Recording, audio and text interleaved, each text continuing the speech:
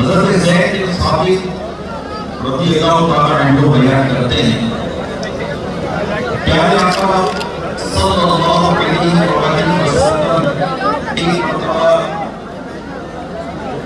सुबह होने के बाद तशरीफ ले गए। सुबह तशरीफ ले गए। अचानक जिस खच्चर पर सवार थे वो घबरा कर उछल कर कूदने लगा। उछल कूद जैसे करते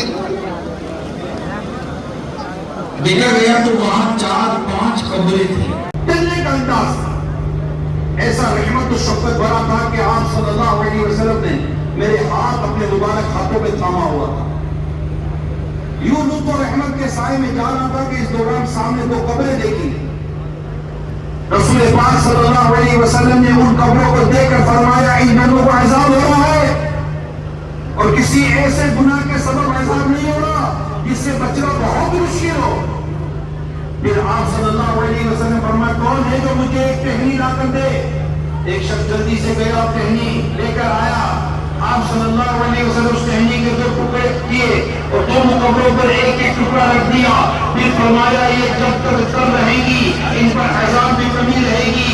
आप सल्लल्लाहु अलैहि वसल्लम ने ये भी फरमाया कि इन दोनों को ग़ीबत करने तो पेशाब के छींटों से ना बचे।